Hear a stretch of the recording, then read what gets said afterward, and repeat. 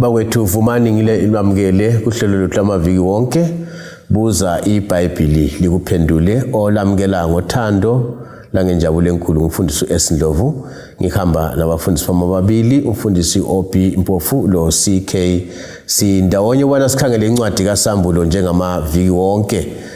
Ngithanda ubana bengakalibingeleli ngiliphe inombolo zocingo 0718 44196. Bafundisi siyalamukela. Siyabonga mfundisi, salibonani balaleli, siyadibana njalo kuhlelo lwethu lwamaviki wonke buza iBhayibheli likuphendule. Ngithemba ukuthi ngempela siyaphenduleka ezintweni eziningi lembuzo eminingi besilayo okhulumayo umfundisi uMpofu CK. Siyabonga. Salibonani balaleli, siyamukelana njalo kuleli iviki lapho esifunda khona ndawonye ilizwi likaNkulunkulu, sikholisa imibhalo. Sengathi uNkulunkulu angasenzela umusa ngokuqhubekela phambili esisiza ubana senelisa ukuzwisisa lokho lokukwenza ezimpilweni zethu. Umfundisi OP Mpofu, siyabonga. Siyabonga bafundisi. Kanje namhlanje sikhangela ibandla lesingaki sengilahleka. Ngelesingaki esikhangelayo ngelesihlanu usela amabili ngoba isikhombisa ngezosihambeni sonke. Mfundisi OP akusincedise balaleli sikhangele ikakhulu isahloko sesithathu ibandla lase Sardes xa sokutolika lapha ke sokungasaphumi njengesikhiweni esilungwini. Sincedise mfundisi ukuthi leli libandla elalinjani liqhakatheke ngani kuchona ukuthi Sardes. Siyabonga engese ngaphinda futhi sike sigoqe emuva. Siqalise ngebandla leEfesus. Elisuka ngesikhathi sika Jesu lisiya ku800. Sabuya ngebandla eleSmina eliqala ngo800 lisiya ku313. Sabuya ngebandla lePergamos eliqala ngo8313 lisiya ku538.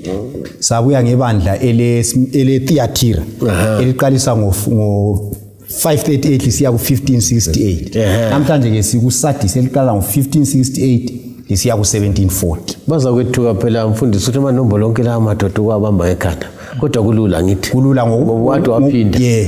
Lokho siphinda Siyabonga mfundisi akusivulele ukuthi kuhamba njani lapha. Siyabonga ngifunda uSambulo ngo3 ivesi ngelika 1. Ithi yona lapha iBhayibheli ungilosi yebandla leSardis loba uthi la ngamazwi akhe lo ophethe omoya abayisikhombisa bakaNkulunkulu kanye lezinkanyezi eziyisikhombisa. Ngiyazazi izenzo zakho, ulodumo lokuba ngophilayo kodwa wena ufile. So lapha kukhulunywa ngebandla leSardis. Igama leli lokuthi Sardis leli ligama elitsho ukuthi lokho okuseleyo kumbe ukuphunyuka kwensali, that which remains kumbe the escape of the remnant. Libandla liphilelo libandla elaba isikhathi lapho ukukholwa sokuyingcosana sokusele ukukholwa okuncane. Kodwa kusele ukukholwa okuncane kunjalo kulensali eyaphunyukayo. Ngoba sike sathinta ukuthi ibandla leli liza phambi kwaleli leThyatira kwasokunyathezelwa phansi amaqiniso kaNkulunkulu njalo kwakuhlukuluzwa abangcwele. Kodwa ngesikhathi sebandla leSardis ukukholwa kwasokunyathezelwe phansi sokusele ukukholwa okuncane kodwa kulensali eyaphunyukayo yaqala kutsha. Yikho lapho esibalisa khona esike sabalisa khona ama-reformers. Esibalisa labantu abanjengama Waldenses labantu akuthiwa ngama-Albigenses abambalwa khona phana ababa ngamaqembu ayinsali belokho bebambelele eBhayibhelini. So yikho kuthiwa kulensali eyaphunyukayo. Lobu uSathane wayenyathezela phansi amaqiniso eBhayibheli kodwa kulensali eyaphunyukayo. Kulensali eyasala lokho ibambelele emaqinisweni ayeBhayibheli akaNkulunkulu. Mfundisi angazimbuza buya kikho kulapho kuvezwa khona ukuthi ufile kumbuza phende kubuye kikho angasi. Hayi sizabuya khona. Cabangela ukuthi sizayithinta sesuku number 2 ngoba kuyethusa. Mfundisi CK ungathini ngokuthi lalingaphi leli bandla leli usengezelele ukuthi usikhanyisele kancane khona. Siyabonga mfundisi wami. Leli dorobho leli leSardis leli lalakhelwe phezulu kwedwala. Kodwa lelani idwala elingaqinanga kodwa ungaligubha liyavuma ukuthi uligubhe liyakhumuzeka. So laliyakhelwe phezulu kwedwala elinjalo ukuthi njengoba ke sibonile izigodlo zonke lezi amadorobho lawa ayakhelwe phezulu kweziqongo. So leli lali lisesiqongweni esi 1500 feet. So ibandla leli idorobho leli lagcina lesiba isigodlo eseLidiya. Lidiya ke kwakungumbuso ke omunye owayizolo emuva ngale owavele unothe kakhulu. Embusweni wona lo kulapho kwaqaliswa khona ukulungiswa imali lezi zamacoin, amapen la silver lawa alungiswa ngaleso sikhathi.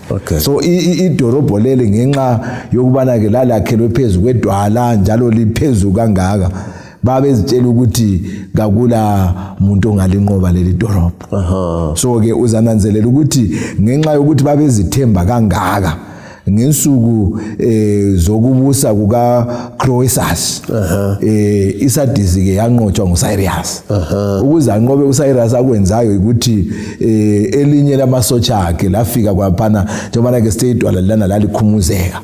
Wafika waqalisa ukuligubha kwaze kwavuleka.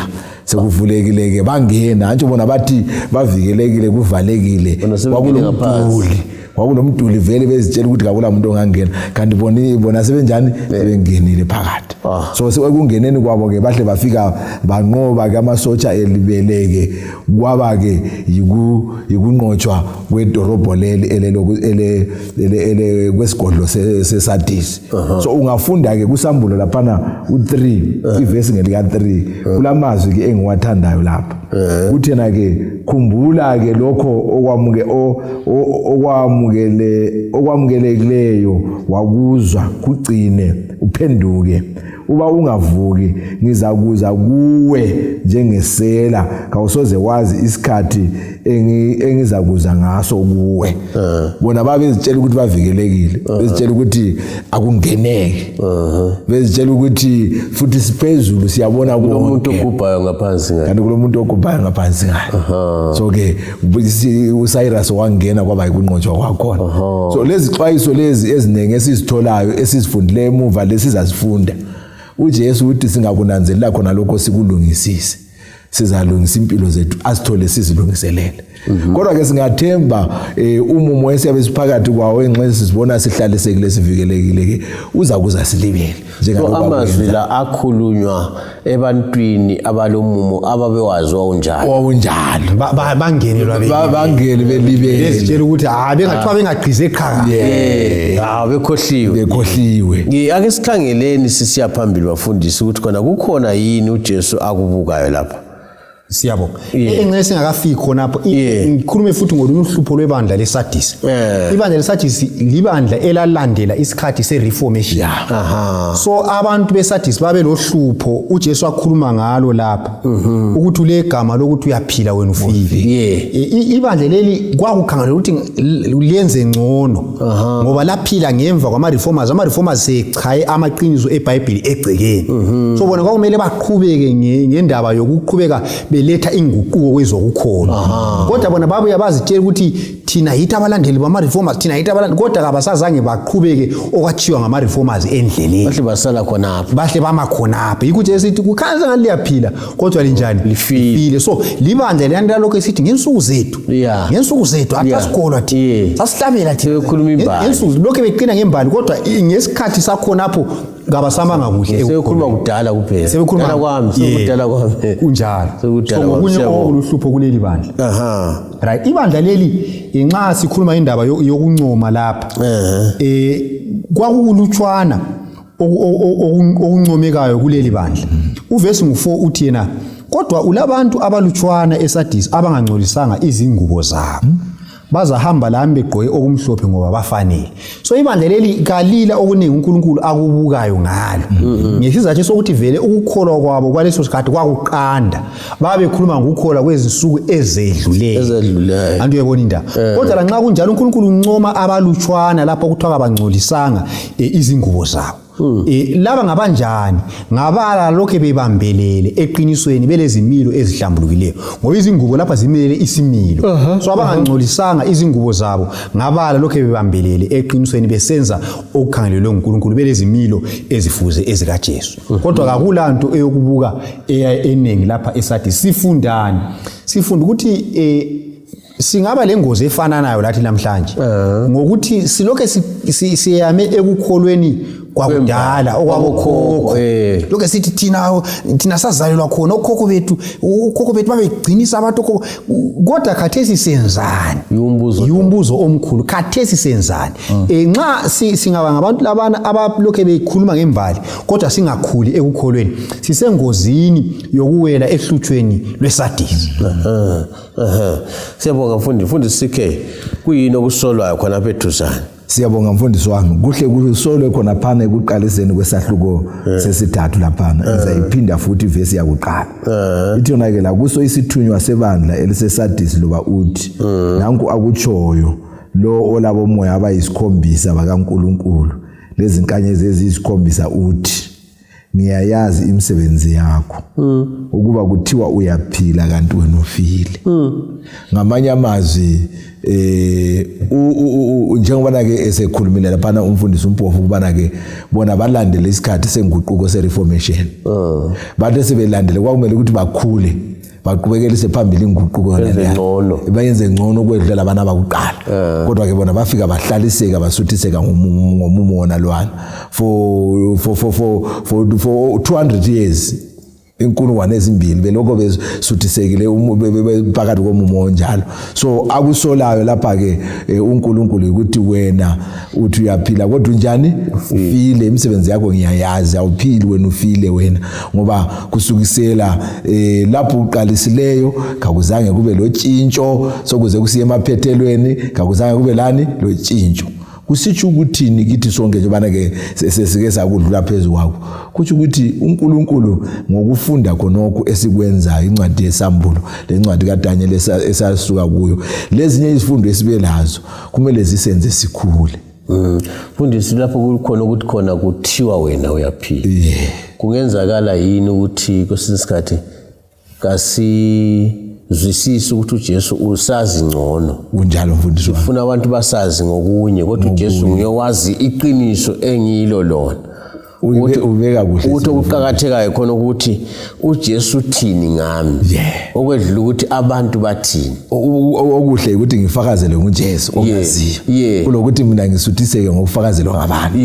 So ke yikho kwakusenzakala kuleli bandla lelo kuzeni lesadisi lona lalibonakala nxa kukhangele ukhatshana phandle kwangani kulempilo kanti lona ngokwalo vela ufile.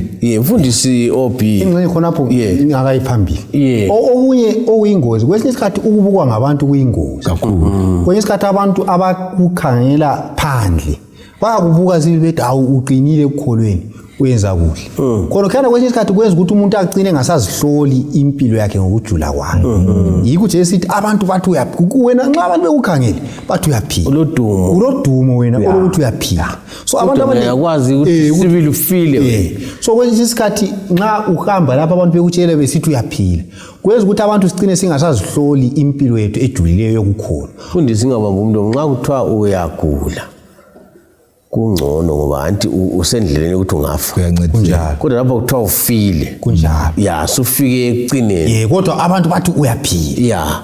Ingozi yakhona ngeyokuthi ethina njengabantu sithatha okulula okusithokozisayo nxa abantu besithi ngiyaphila ngivele ngizafuna ukuthatha khonoko kodwa lo othi ufile lo ngiyakwanisa ukuthi ngimbalekele yabe ngingasamthandi kodwa ngicabangela ukuthi mina okumqoka ukuthi uNkulunkulu ungazi uthini uNkulunkulu uthini nga abantu bangakhuluma ngoba babona ingaphandle lokuseduzane kodwa uNkulunkulu uyabona okujulileyo komuntu. Ungananzelela enye into ephindwa lapha uJesu uthi ngiyayazi imisebenzi yakho umabandla ayisikhombisa ngiyayazi imisebenzi wakho ngiyayazi imisebenzi wakho. So uJesu uyakwazi so singaze sayengwa ngabantu ngokuthi abantu basibuke kodwa mina ngisazi ukuthi kulento eziningi ezifihlekileyo ezingayisizo engizenza uNkulunkulu uyabekwazi. So kasilungisise nini okujulileyo ubudlelwano bethu lo uNkulunkulu. uNkulunkulu abesazi ngalokho okuhle singazwa ngokuhle ebantwini kodwa kulokunye ukufa isiphakathi kwakho. Umfundisi akungcono yini vele ukuhlupha kakhulu ukuthi uNkulunkulu uthini? Lokho yikho vele angisho ukuthi abantu bangasho kodwa mbona kokuqala nguyikuthi uNkulunkulu yena uthini kunjalo. Engxenye okunye khonapho mfundisi abantu isikhathi eziningi singenza kuhle ekuqaliseni ekucineni sijayele ukwenza kubi. Abantu bese siziduduza la ngokuzigcina hayi mina phela ngike ngiyenza lokho akusebenzi kuthiwa ulebizo kodwa wena unjani ufile yikho khonoko osixwayiswa ngakho khonoko kusitsho ukuthi ukukholwa angeke yame ukukholweni kwayizolo ukukholwa kumele kuvuselelwe insuku zonke kuyakhuliswa insuku zonke ukukholwa. Siyabonga mfundisi usasitshela ngekuthi isixwayiso bani esiphiwa lapha. Siyabonga sesikuvesi 2 lo 3 Yes. Sambulo 3 verse 2 lo 3 ithi yona evuka qinisa okuseleyo osokuseduze lokufa ngoba izenzo zakho angizifumananga ziphelele emehlweni kaNkulunkulu. Ngakho khumbula okwamukeleyo lokuzwileyo kulalele uphenduke. Kodwa uma ungavuki ngizakuza njengesela njalo kawusoze wazi ukuthi ngizafika kuwe ngasikhathi bani. So lapha kuthiwa sadisi vuka usithi ibandla la selilele ngoba lali ngasaqo labana amadoda anje uMartin Luther babe ngamadoda ayibala iBhayibheli babe bala iBhayibheli bechasisa imbhalo babevukile ukholo lwabo lwaluchisa engamadoda ayelomfutho omkhulu elentshuntshu babezimisele nxa ubala ngembali zabo babe siyamiswa emthethwandaba bechaya iBhayibheli ngekhanda. So lapho uJesu uthi yena vuka uqinise okuseleyo osokuseduze lokho uthi ulakho okunye embijana imbalo ichiyeleyo kodwa isilayo ungayekeli ukuyigcina kuyahamba khona lokho okuseleyo kubambisise ukuqinise uvuke ebuthongweni ngoba ungayekela lakho kuzakufa. Ithi yona ngoba izenzo zakho angizifumananga ziphelele emehlweni kaNkulunkulu. Itsho njalo. So uNkulunkulu ukhangelela ukuthi afumane izenzo zethu ziphelele emehlweni akhe. Ibisithi yona ngakho khumbula okwemukeleyo lokuzwileyo ulalele uphenduke wamukele uphiwe ilifa levangeli ufundisiwe ilifa levangeli waphiwa wezwa khonoko okuzwileyo kubambisise ukwenze ukuphila. Yikho uNkulunkulu akutsho lapha ngoba ukuzwa lokho esikugqizelela ukuzwa kuphela kakwenelanga. eBhayibhelini nxa uzwile wangeza ukuthi vela ufundanga awuzwanga. Yikho esikutsho la. So uJesu uthi yena okuzwileyo kulalele uphenduke. Ukuphenduka kusithi ukuthi ukutshintsha izenzo. Xa kade usiya entshonalanga uchibilika uye empumalanga. Yikho kutshiwo. So uNkulunkulu ukhangelela ukuthi kunento eziningi esizizwayo esizifundiswayo. uNkulunkulu imhloliso wakho omkhulu ukuthi kambe semphendukile yini sengiguqukile yini ngiyakuphila yini khona lokho engikwenzayo ngingabi lokho ngiqamba okwadlulayo kumele ngibe lokho ngikhula ekukholweni ngisiya phambili. Mfundisi Mpofu sisiyayigqiba nje isithembiso bani. Siyabonga mfundisi sizafunda incwadi kaSambulo sahluko sesithathu ivesi ngelesine nelesihlanu. Ithi yona ke kodwa ke basekhona abantu abayingcosana eSadisi abangangcolisanga ingubo zabo baza kuhamba lami bembethe okumhlophe ngoba bafanele. Verse 5 abe sesithi onqobayo uza kwambathiswa ngokunjalo ingubo ezimhlophe kangiyo kulesula ibizo lakhe encwadini yokuphila ngoba ngizakulivuma phambi kukaBaba laphambi kwezithunywa zakhe. Olendlebe ngezwe lokho umoya akutshoyo emabandleni. Sinanzelela ke lapha umfundisi wami isithembiso esimangalisayo njalo ukubana ke khona besikuthinta ukuthi kungakhathalekile ukuthi laba bantu laba ibandla leli kalizange likhule. Ibandla leli bevele liqhakathekisa ukuthi kuke kwaba lemvuselelo ngabi lokukhanya ngale. Kodwa ke kabazange babe lotshintsho khona phana. iBhayibheli lapha liyasitshela evesini lesine ukubana ke kodwa basekhona abayingcosana. Abe sesithi bona labo abayingcosana baza kuhamba lami bembethe okumhlophe. Okumhlophe kuveza ukulunga kukaJesu lokunqoba. So onqoba into emhlophe vele into ehlambulukileyo, into elungileyo, into eveza ukulunga kukaJesu. Abe sesithi ngokunjalo onqoba uza kwambathiswa okumhlophe. Phezu kwalokho njengoba ke sike sathinta ukuthi ibandla leli liqalisa ke lithatha kulelani ibandla kwaba lemvuselelo lona lafika lalala phezulu komsebenzi khona ukuthi kwesinye isikhathi abantu siyasenze kuhle bese ngizitshela ukuthi enxenye ibizo lami lizahlala likhona kuphela encwadini yokuphila kakunjalo endabeni zokukholwa ungenza kuhle phinde ungenzi kuhle liyasuswa abe sesithi kodwa ke onqobayo la ngiza kumvumela ukuthi embethe okumhlophe lebizo lakhe alizukwenza njani kwesulwa encwadini yokuphila abe sesithena ke ngizalivuma futhi phambi kukaBaba laphambi kwezithunywa. Kuyamangalisa mfundisi ukukhuluma ukuthi uMose wayekwazi khonokho esithi khona nxa ungabasindisi yakhumbula lapha susa ibizo lami encwadini yakho wayekwazi mfundisi Ophi ungathini? Siyabonga. So lapha ngibona kulezithembiso ezimbalo usethintile laphana umfundisi siyasizwe ukuhlatshelwa lapha ukuthi ezulwini abantu bayembatha ingubo ezimhlophe kusitsho ukuthi ezulwini sike sakhuluma indaba yamagama igama elitsha lapha futhi sesibona lokuthi sizaphiwa ingumilo ezintsha ingubo ezimhlophe njengoba nechilo lapha zimele ukunqoba so kusitsho ukuthi ezulwini sizaphiwa izimilo ezintsha sizaphiwa ingqondo efuze ekaJesu. So khona lokho kuqhakathekile ngoba ukuthi siphile ezulwini singaphindi sihlamukele uNkulunkulu kudinga ukuthi ingqondo zethu ziguqulwe zifane lengqondo kaJesu. Okumele sikunanzelele futhi lokho sikhona phana ungananzelela lo onqobayo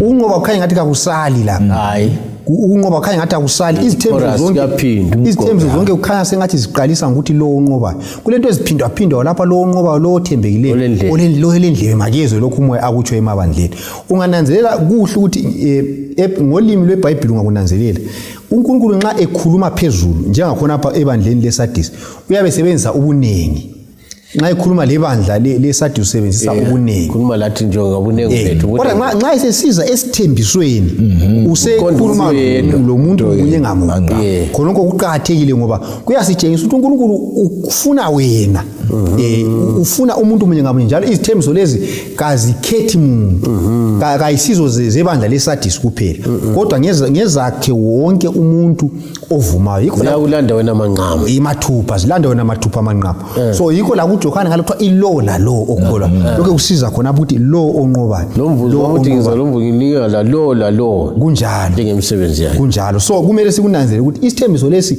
ngesami ngesakho siqonde wena sijonge wena uNkulunkulu ufuna ukunika wena umvuzo wena kumele ukhethe ukunqoba ngoba lamandla okunqoba futhi unjani ukunikile olendlebe mfundisi makezwe lokhu moya ukhona ongenandlebe engxenye sinxa sisigqiwa wafundisi singathini nje isithembiso intazama ithemba esingalinika abalaleli ikakhulu kuyona lincwadi yebandla lelo kuthiwa lifile kodwa kuthiwa ayivuka kunjalo singathini ngasi siyaqineni mina engakutsho mfundisi ukuthi ekucineni uthena ke abanjalo abanqobayo ngizakubavuma phambi kukaBaba laphambi kwezithunywa akulandaba ukuthi uke wenza amaphutha bani emuva ungalungisa uJesu akufakazele khonokho yiko kuqhatheke kakhulu kulokuthanda ukufakazelwa ngabanye abantu uthi uza kuvuma yena uthi uza kuvuma yena akufakazele ukuthi lo ngiyamazi ngoba kuleyo uthiwa angibazi but uthi mina lo ngiyamazi mfundisi Ophi siyabonga so indaba iseunqobeni ngithathekiswa lapha ukuthi amabandla wonke la alokuhle lokubi ngaphandle kwalelani lesimina esithethina uNkulunkulu kazange asole lutho ngalo kodwa okungithathekisa ukuthi uNkulunkulu ulezithembiso emabandleni wonke njalo izithembiso zakhe ziza emuntwini munye ngamunye so kumele sikubambisise khonokho kakhulu ukuthi indaba yevangeli umuntu wonke lalobo kwaphambanisa ulethuba elokuthi ulungisise njalo uNkulunkulu kakhulumi ngama weaknesses amabandla ahlawalahla athi lina vele sokuphelile ngani kodwa uNkulunkulu uthi ngifuna ukuthi ulungisise ngoba ngifuna ukukunika umvuzo. So lapha ngibona ukuthi kule ndaba yethemba amabandla la isikhombisa asipha indaba yethemba ukuthi abanye sivele endaweni ezinzima kakhulu lapha kade sisona khona. Kodwa uNkulunkulu izolo uyayembela akunike ithuba lokuthola umvuzo. Umvuzo ofanele ukuthi ngawuphi uJesu kuphela ngoba nguye yedwa owaphila impilo elungileyo wanqoba isono ongazange ake one emhlabeni. Kodwa kuthiwa lawe ngoJesu ulethuba elokuthola umvuzo. Akulanda ukuthi uvela ngapi wenzeni ngemuva. Kodwa namhlanje usizwa le indaba. Ungachayela inombolo mbona ngathi inombolo zike zaphiwa la. Engenye omunye uthi lami umvuzo lo ngiyawufuna. Kodwa engenye izibona ngathi sengone kakhulu. iBhayibheli lapha ithi yona uza kwembatha ingubo ezimhlophe ungabuya kuJesu akuncedise. Ubuye kuJesu uzathola umvuzo wengubo emhlophe, umvuzo okunqoba, umvuzo wempilo engapheli. Siyabonga abafundisi. Mbona ngazathi sesifika emaphethelweni endaba abalaleli indaba yethu sesiyigqiba sikhangele amabandla sokusela amabili sesenze amahlanu amabandla kwayisikhombisa. Ngilethemba lokuthi lapho esisuke khona sisonke usuke esinye isigaba kathesi. Njalo ngithanda indlela mfundisi oyigqiba ngayo ukuthi akula muntu omela sale ngelathemba kunjalo. Akula muntu omela sethi hayi mina ngisona esikhulu. Ngoba wonke umuntu lelungelo lokunqoba ngoJesu.